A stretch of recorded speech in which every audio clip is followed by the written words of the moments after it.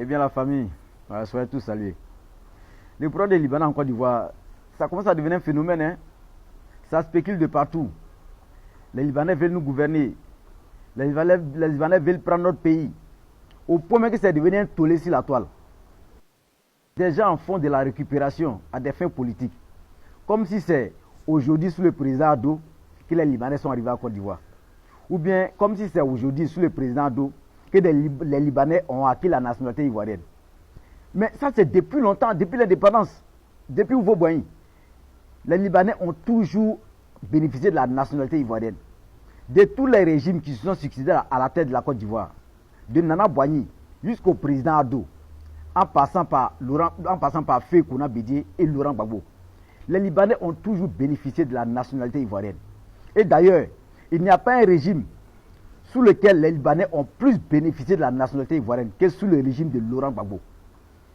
La chambre de commerce libanaise a été créée sous Laurent Gbagbo et par Laurent Gbagbo. Pendant la campagne de 2010, les Libanais ont soutenu Laurent Gbagbo. Ils l'ont même aidé à financer sa campagne. Tout ça c'est des faits. Et les preuves sont là. Mais aujourd'hui, c'est quoi le souci? Ou bien, comme un Ivoirien libanais veut se présenter aux législatives. C'est ça le scandale? Mais Michel Gbagbo, il est français. Pourtant, il est député depuis des années. C'est un français. Oui, il est ivoiro-français. Il n'a pas la peau noire comme vous et moi. Ça, c'est pas un scandale.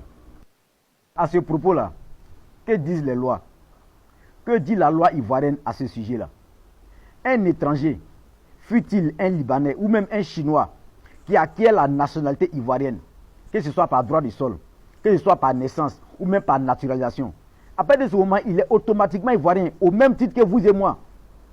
Et 10 ans après, s'il le désire, s'il le souhaite, il peut se présenter à une élection locale pour être député ou maire. C'est la loi qui le dit.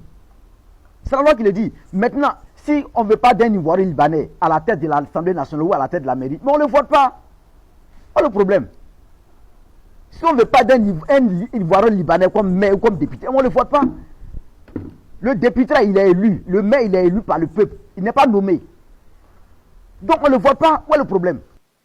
C'est le droit, c'est la loi ivoirienne qui lui confère le droit de se présenter à une élection locale.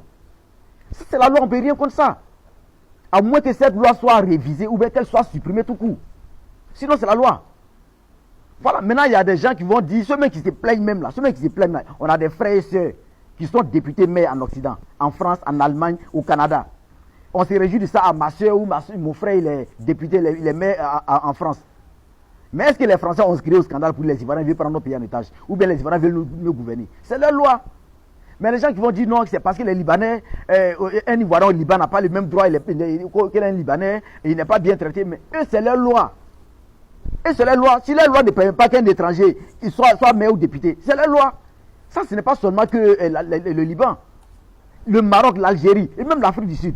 Un Ivoirien peut être député au maire là-bas. Mais sinon, loi autorise qu'un Ivoirien libanais soit député au maire.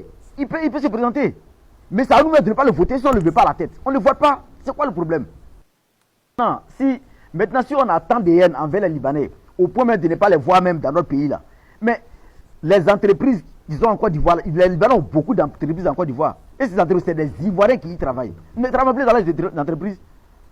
Les zones industrielles de Yopougon, de Koumassi, là, 90% de ces sociétés appartiennent aux Libanais.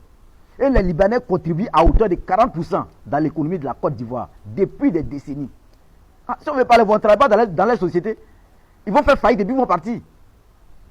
On n'aime pas, mais on ne laisse pas. Donc moi, je ne vois pas où est le problème dans tout ça là. Un Libanais qui est naturalisé ou qui est ivoiro-libanais, il a le même droit que nous autres. C'est pour cela, sur un live la dernière fois, là, j'ai vu un Ivoirien libanais dire que celui qui va le traiter d'étranger, il va le traduire en justice. Et mais il a raison, il est dans son droit. Parce qu'il est ivoirien au même titre que toi.